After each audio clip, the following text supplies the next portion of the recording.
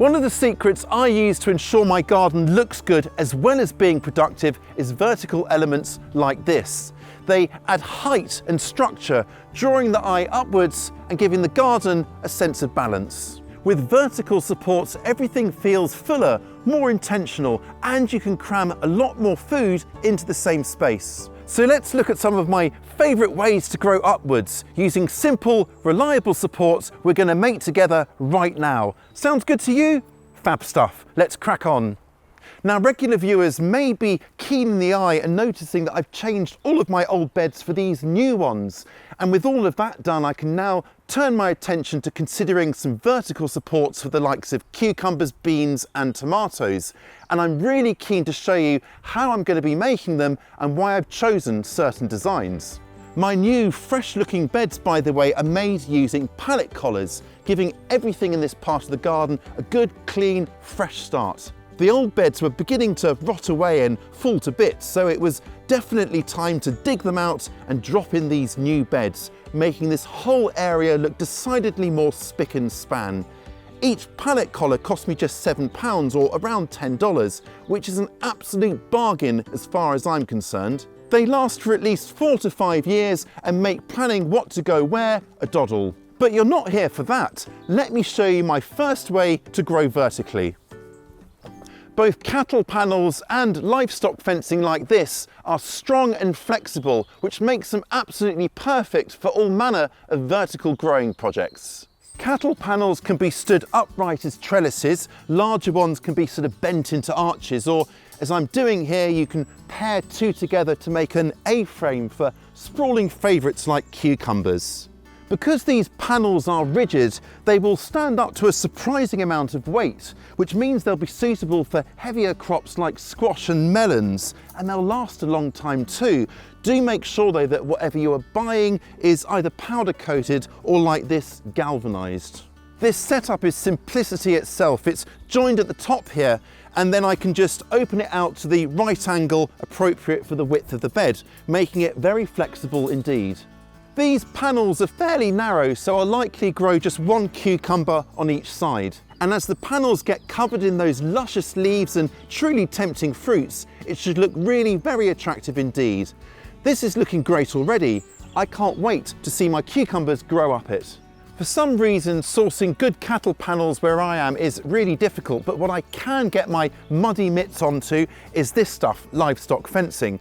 As you can see, it's really flexible, which makes it fantastic for creating full height vegetable arches. These here are my regular arches that I grow my beans up every summer. Their ornate design and good looks really makes them a feature of this garden, which is quite tight in space and where I want to really give a good aesthetic punch as well as practicality. It's one of the reasons I decided to drop them in here in the first place. These arches look fabulous, but they were a bit pricey to be honest. So if you're not willing to pay a huge amount for these, or perhaps you want a nice deep longer arch, then I have you covered. I've made my own vegetable arch before and it's quite straightforward to do, so let me show you how to do it. Hammer in strong, sturdy uprights like this into the ground, at least a foot or so they don't wobble about, using either a mallet or a post rammer like this, which you can hire or buy relatively cheaply. Set them into the ground the same width as your livestock fencing. Then once you're done ramming in those uprights, measure out your length of livestock fencing and then tie it to your supports using cable tie. Unfurl it up and over. Make sure you leave enough height in it though so you can easily walk under it. And I'll go through and trim all these bits off so it's looking a bit tidier. Now this homespun arch might not be as good looking as an off-the-shelf one, but once this is covered in things like squash and beans, well, my goodness me, it really does look the bee's knees. And also just having it spanning over beds means that every single square inch of space is utilised and you're getting crops from everywhere, which is fantastic. If you want a double width arch, then just lay your livestock fencing on the ground again as your template, put your another upright in like that and just keep on like that to create a nice tunnel effect. Livestock fencing and cattle panels can also be fantastic for making your own tomato cages, and homemade versions are often a lot sturdier and more useful than some of the sort of flimsy and definitely more expensive versions that you can buy. Tomato cages provide all-round support by hemming in individual plants, and you can also use them for bush varieties of cucumber as well as peppers and maybe eggplant or aubergine. By keeping these plants off the ground, the cages help promote better airflow, which reduces the risk of disease and of course makes harvesting easier too. To make a tomato cage from livestock fencing, just cut it to the right sort of width so it tightly hugs the plant, and then once you've got that you can use the ends of the wire here to literally weave it around and sort of hold it into place to make that sort of little loop. And then to stop your tomato cage blowing away or toppling over, you can just use a piece of bamboo cane and weave it in and out like this. And when you get to the bottom, thrust it into the ground, and that's perfectly sturdy now. Or for a more elegant solution, try something like these obelisks here, which I've used not only as tomato cages, but also to encourage squash upwards, tied in at regular intervals to guide them up. Rapunzel, Rapunzel, let down your long hair. Anyway, if you want something that's more flexible and lighter than both cattle panels and livestock fencing, this kind of thing, trellis netting, is ideal. It's super lightweight and, as I say, is super flexible for all sorts of uses. This kind of netting would work really well for tomatoes. I mean, honestly, can you imagine a wall of tomatoes on this stuff? It would look just incredible. I reckon it would also work well with things like climbing peas and other lighter vining crops and flowers such as beans and sweet peas. Netting like this is easy to attach to posts or frames like I'm doing, and I saw this used to truly fantastic effect in Jacques' San Diego garden that we featured on the channel recently. And if you missed it, do go and check it out because it's the most amazing garden. I'll link to it down below. The netting I'm using is made from biodegradable jute, and with a little care I might get a couple of seasons use out of it, but once I'm done I can just throw the whole lot onto the compost heap. But if you are wanting something a bit more longer lasting, then something like polyester netting might be worth seeking out. I'll position this properly later, but netting like this is fantastic because it's easy to cut to size so it can fit a double or single bed, whatever space you've got. The secret though is to make sure it's nice and stretched to get it nice and taut. That way, when your plants are growing up it won't sag. Twine-based systems like the Florida weave are simplicity itself.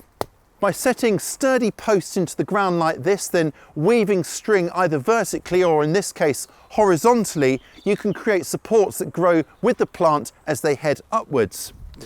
And I've got these posts here that I've sawn down to a reasonable height like this for our determinate tomatoes or bush ones.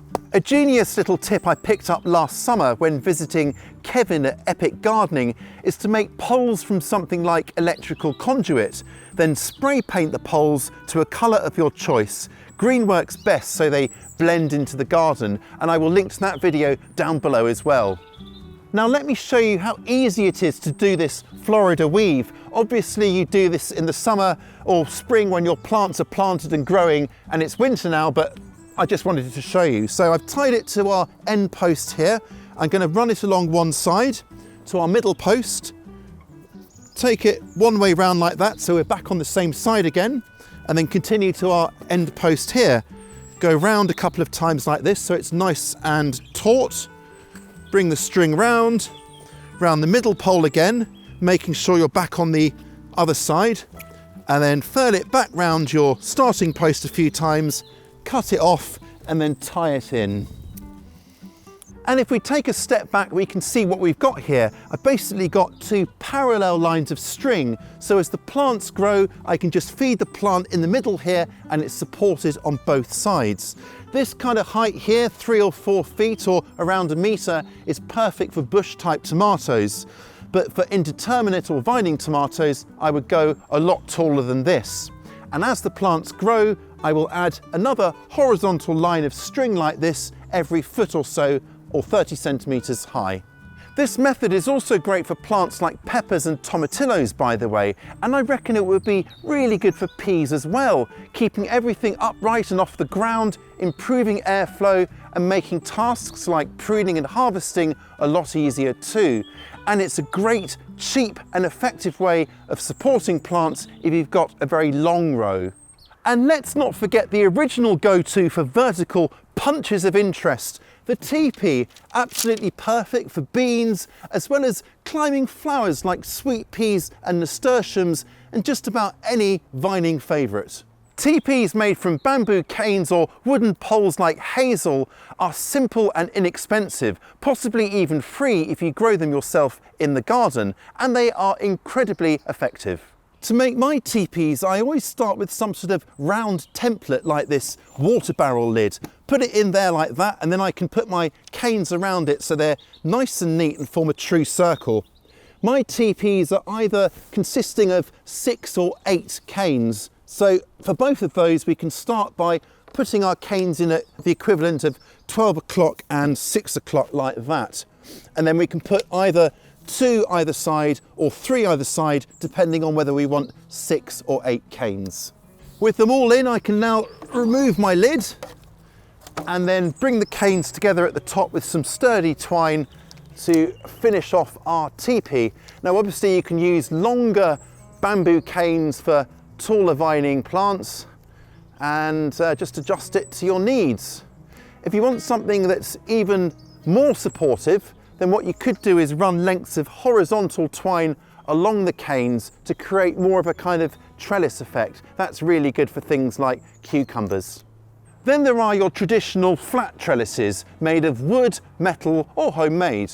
And then there are trellises built into garden furniture, like here on my little arbour here, where I've got these beautiful Japanese wineberries climbing up it with their irresistibly coloured stems. And of course, when locating any trellising, make sure it's towards the back of the bed so it adds height without shading anything in front. All these structures add a lovely classic look to the garden while still being highly practical. Vertical gardening isn't just about growing more food, it's about creating a garden that's both productive and beautiful. Our garden planner includes lots of vertical support options that you can just select and drop onto your plan. Everything from arches and teepees to bean trellises. Try the garden planner for free with our 7-day trial. Just head on over here to get started. I'll catch you next time.